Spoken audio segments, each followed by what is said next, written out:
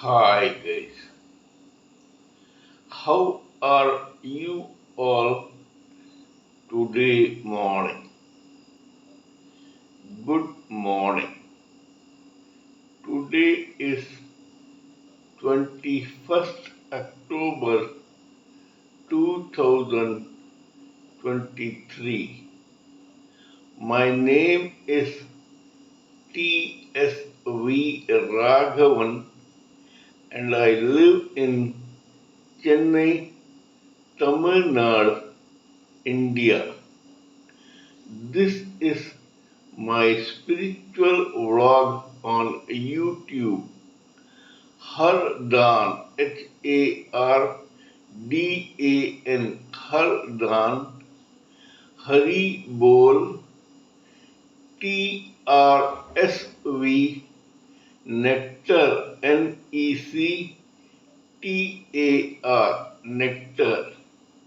In this particular vlog, in all my previous videos, we have been talking about the knowledge and information that we have gleaned through the study of spiritual books, scriptures, contemplation on the material universe, and meditation on the spiritual universe.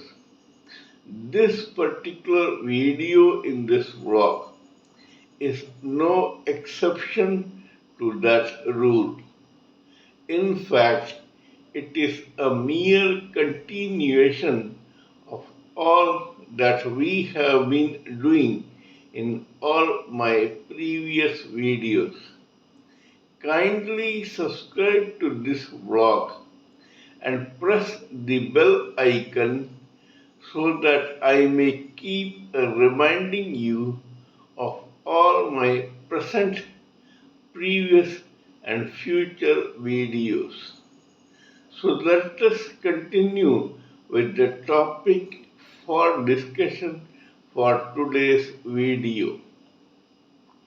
For the past few videos, we have been trying to discuss at length two particular very important terms used while analyzing the psyche of any human living entity, whether male or female, in this particular society. These two terms are known as intelligence and cunning. Every human living entity, whether male or female, possesses both these qualities in active or dormant form in his or her psyche. We all know and we all are aware of one particular thinking or idea that is prevalent in the society. When the head controls the heart, the person becomes intelligent, whereas when the heart controls the head, that person becomes cunning. Now, head and heart are parts of the gross body of a human living entity, whether male or female.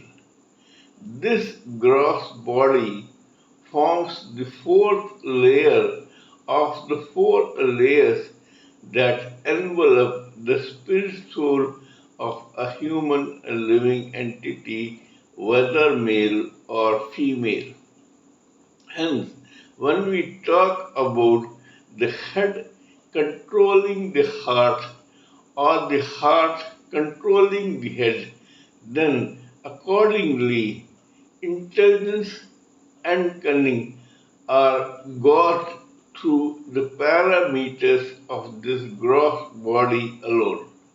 In such a case, we have to take into consideration only the vibrations emanating and transmitting through the astral body of mind, feelings, and emotions, and the vibrations emanating out of the etheric body of senses to this mass of tissue called brain, which is safely embedded inside the head of any human living entity, whether male or female. Here, while talking about intelligence and, and cunning, we must try not to take an example out of the actual causal body of intelligence and logic because it comprises only a maximum of 5% of human living entities, whether male or female, in the society, and so its contribution to this particular analysis is almost minimal. Further, the first layer of causal body of intelligence and logic is closest to the spirit soul, and hence it does not matter much when it comes to the life of any human living entity, whether male or female, in this materialistic world in a particular birth. So let us continue with the basis of the emanation of vibrations from the astral body of mind that forms the head and the emanations of the vibrations of the etheric body of senses that form a part of the heart. As mentioned before, when the intelligence is active, the cunning is dormant, and when cunning is active, then intelligence is dormant in every human living entity, whether male or female. In short, either the intelligence or the cunning of any human living entity is active and the other dormant at any given time of every human living entity in a particular birth and lifetime. This we must consider and keep in mind before proceeding further with today's theory. In the past few videos, we have been talking about several case histories which authenticate this correctness of theory about intelligence, head, cunning, and heart of every human living entity, whether male or female.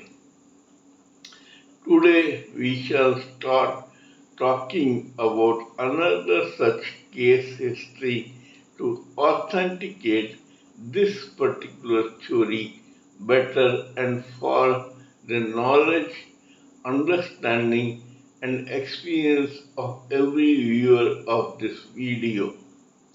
So let us begin. There is one state in India which is known as Gujarat. Actually, a part of Gujarat and a large part of the other state called Maharashtra in India were joined together 100 years ago, and a third province was formed out of such amalgamation, and that particular amalgamation was known as Saurashtra. That is, there was one particular large province called Saurashtra during the British colonial period in India. In this particular Saurashtra, on the Gujarat side of present day India, there lived one family of traders and petty businessmen called the Doshis. In the beginning of the 19th century, the patriarch of this particular family was known as Hirachand Doshi. This Hirachand Doshi had one son born to him on 23rd November 1882 or 83. This son was christened as Walchand. Thus, this boy's full name became Walchand, son of Hirachand Doshi. That is Walchand Hirachand Doshi. This boy was born to Mr. Hirachand Doshi from his first wife, and thus this boy became his first offspring. Unfortunately, when Walchand Hirachand Doshi was quite young, his mother, that is the first wife of Hirachand, passed on because of illness. Though these people hailed from the part of Gujarat in Saurashtra, they were actually settled in a township called Sholapur, which is a part of present-day Maharashtra and thus a part of the Maharashtra in Saurashtra. This family settled in Solapur a couple of generations ago.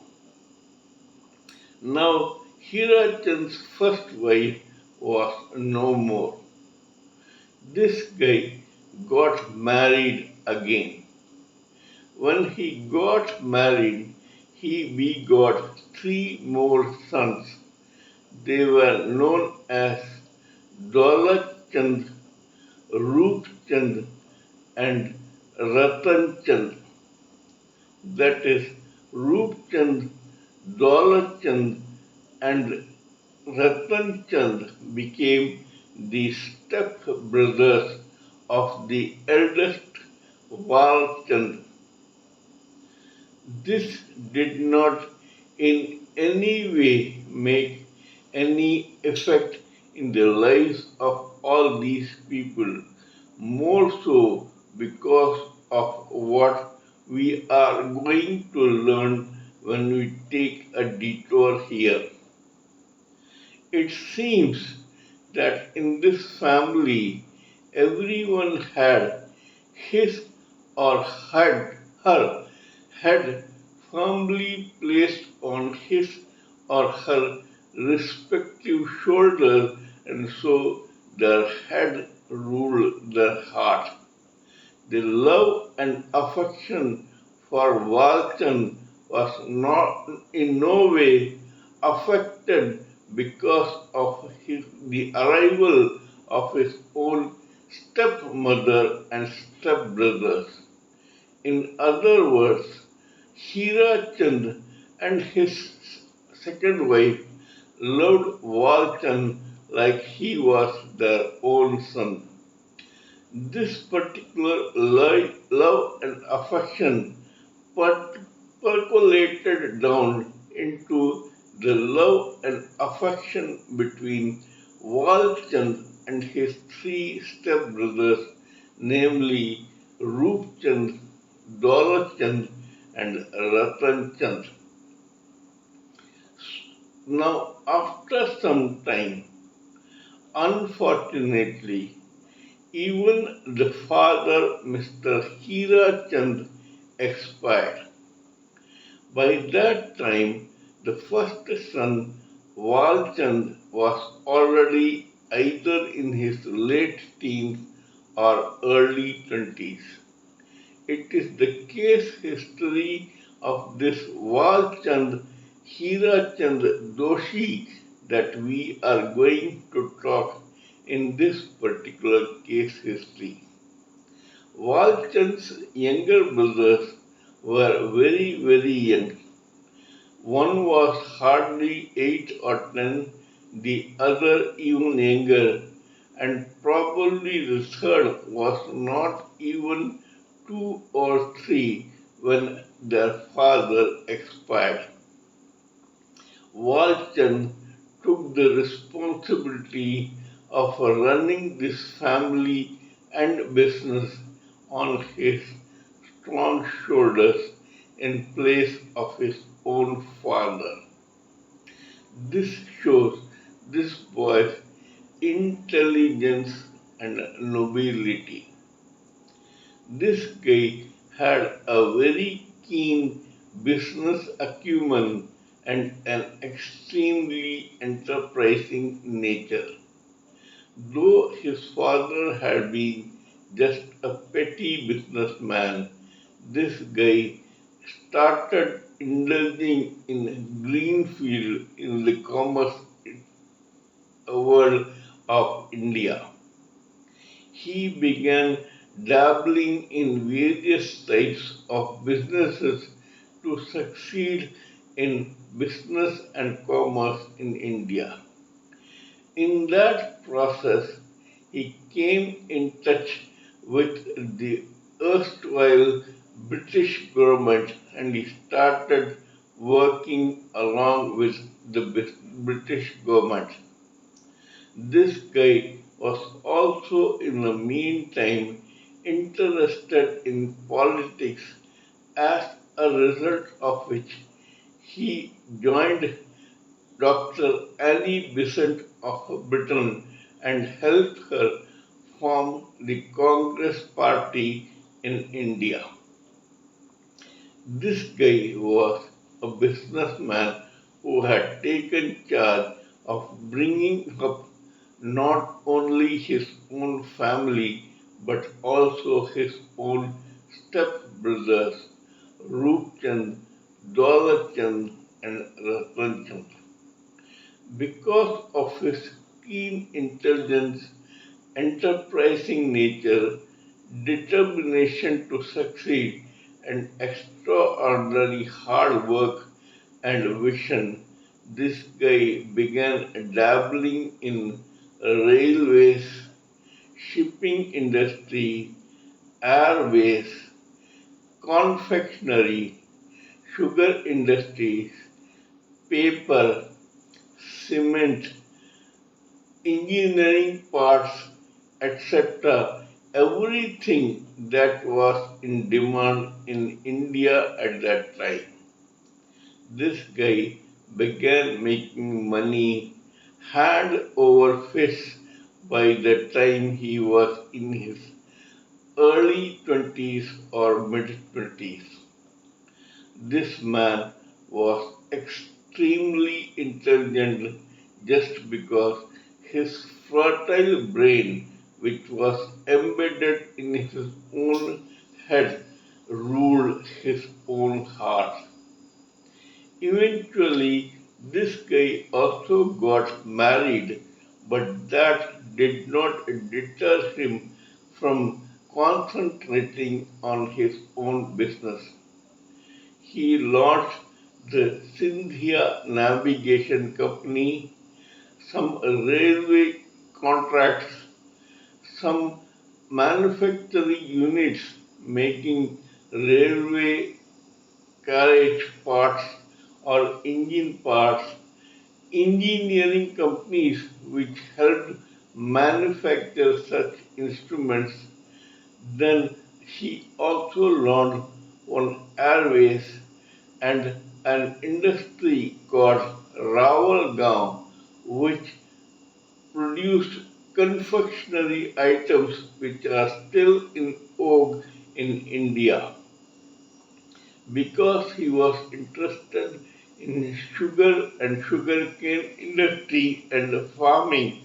So he had huge tracts of land which he cultivated, and from the sugarcane that was cultivated there, he refined sugar and then used them only to be sold as a raw material, but also to make his own confectionery, chocolates, biscuits, etc. Meanwhile, this guy was so intelligent that he formed several charitable institutions and educational institutions for the sake of this society. He started his own Walchand University, colleges, schools, etc. in Cholapur and surrounding parts of Maharashtra. This guy, as a politically interested activist, also came to be known as a very popular freedom fighter. This, combined with his business acumen, made him something of a legend or icon in the Indian society and the nationalistic Indian society of that period.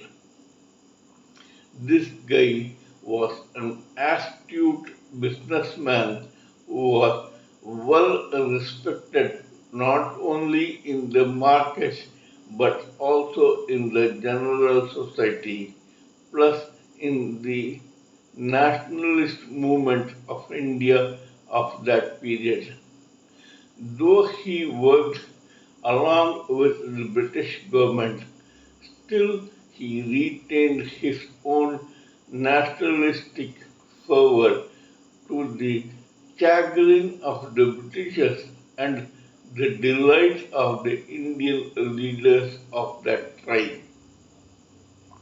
This man achieved many things in many ways in many spheres of the society, whether they were business, commerce, industry, or political turmoil and nationalistic movement.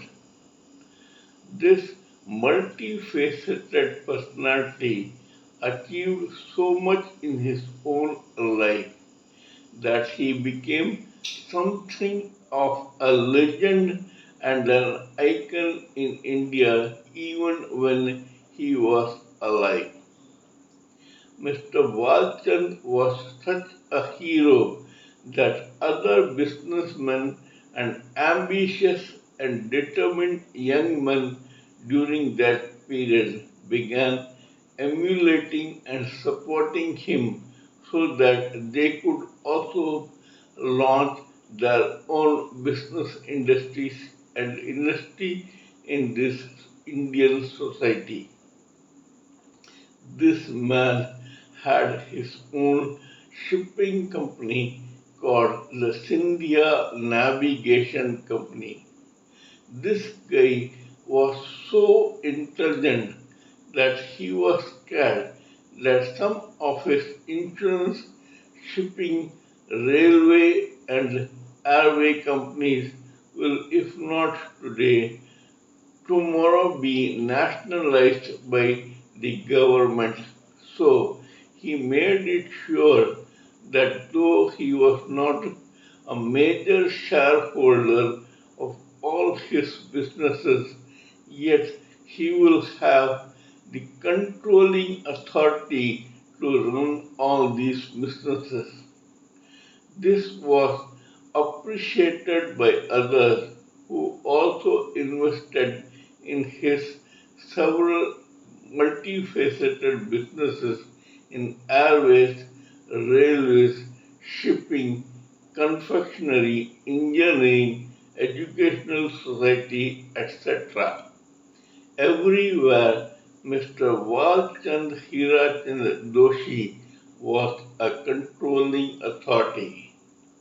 Meanwhile, his own younger step-brothers grew up and began filling the shoes that he had left behind.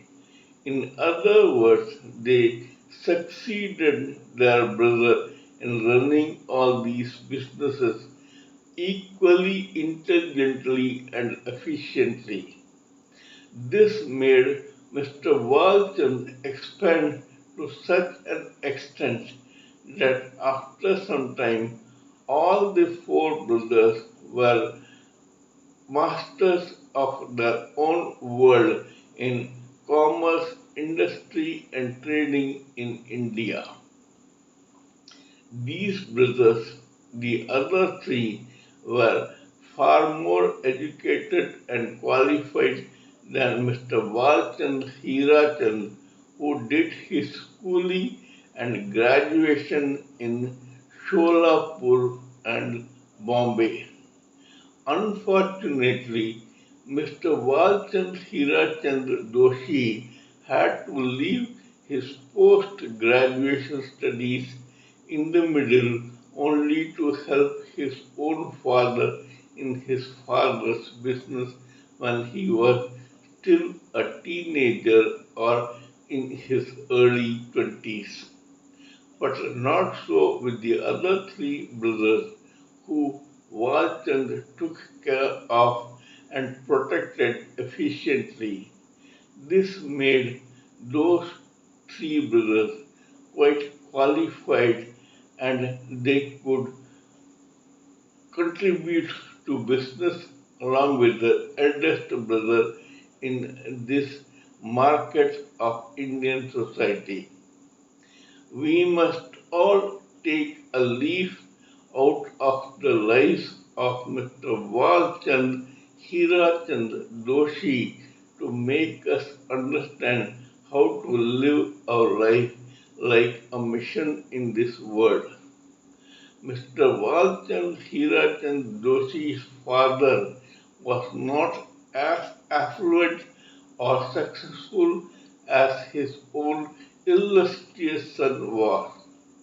In fact, it would be safe to say that the son started from almost scratch and built up such a formidable empire.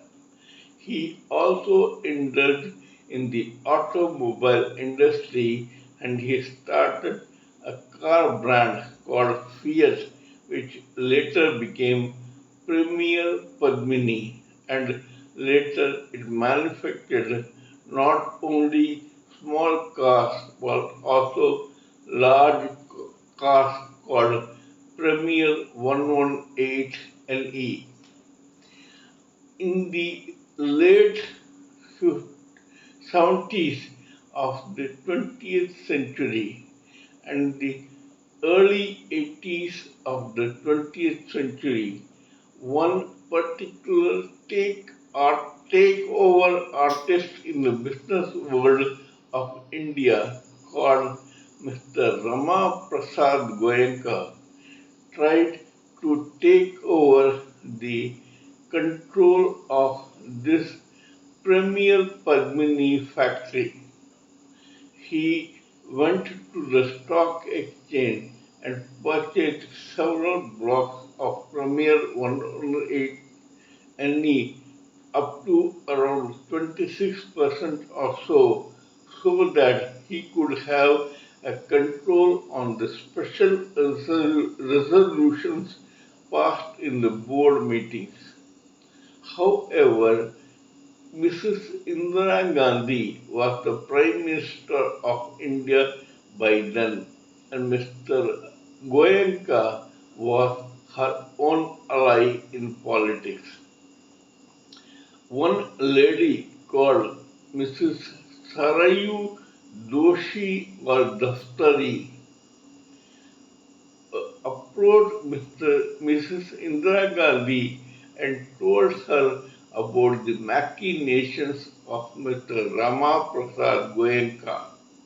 She said that Premier 118 LE was one of their very important and successful concern, and she did not want her own husband and brothers to give away control of that industry to Mr. Rama Prasad Goenka.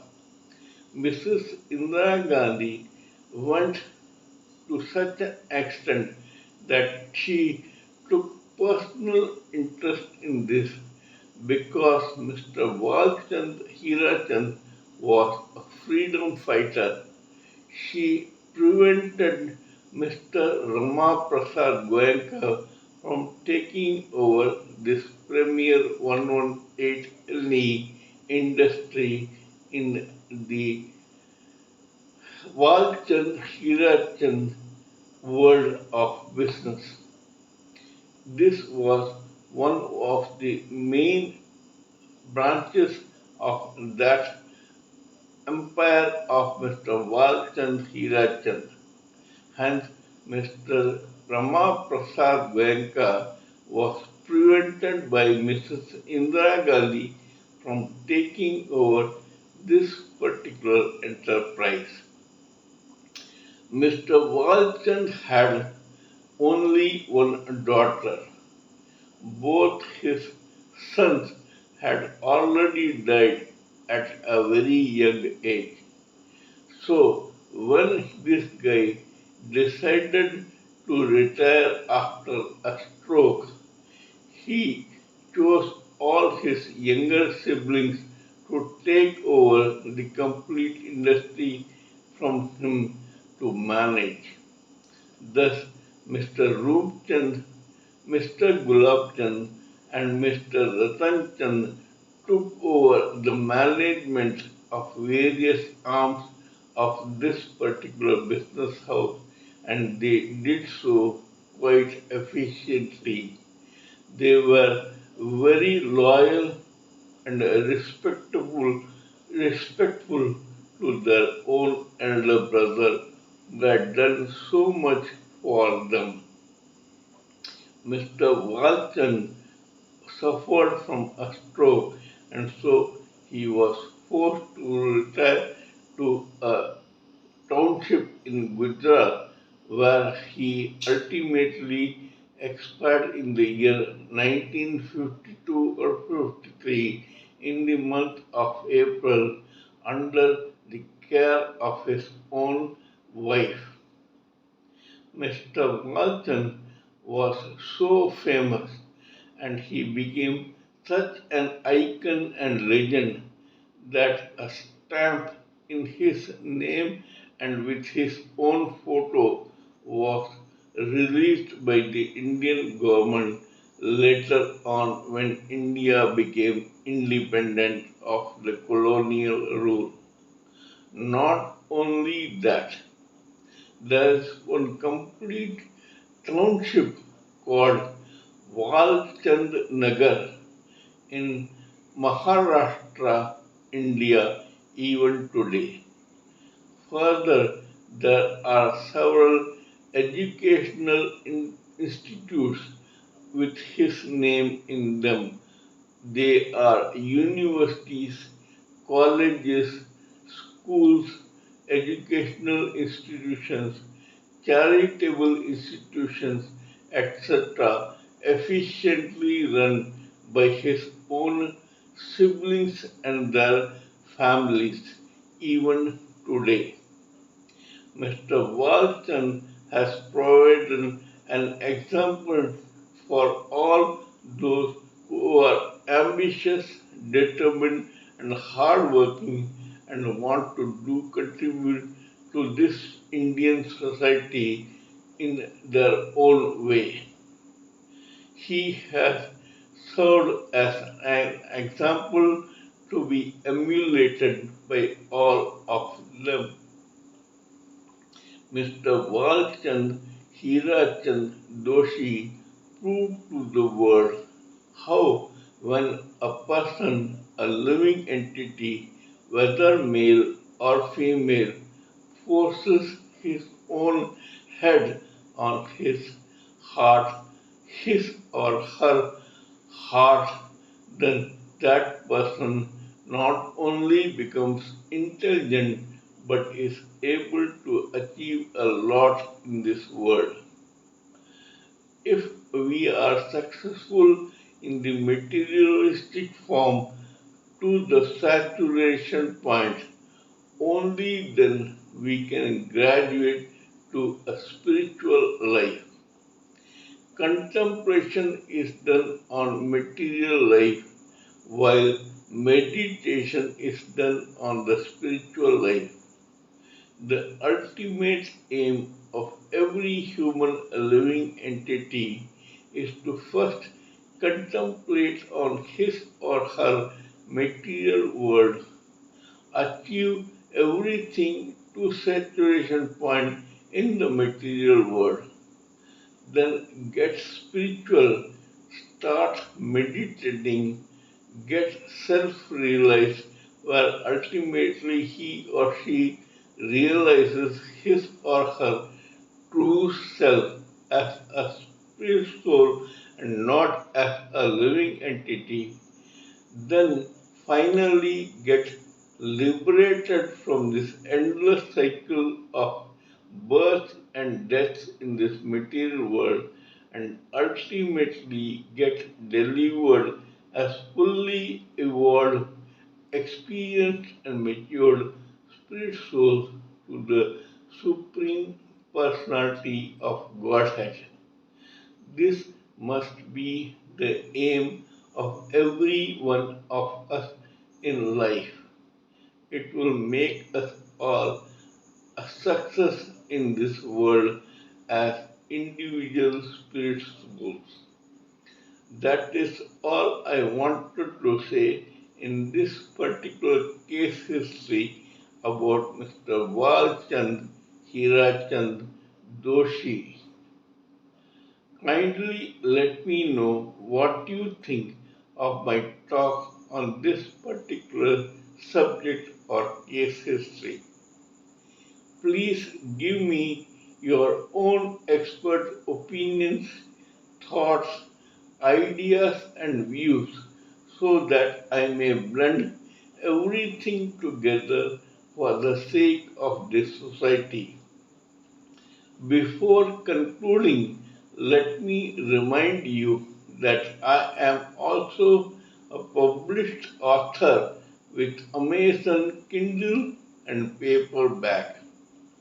I write on spiritualism, fiction, and assorted subjects. Spiritualism happens to be my favorite subject. Till we meet in my next video, it is good morning from TSV Raghavan.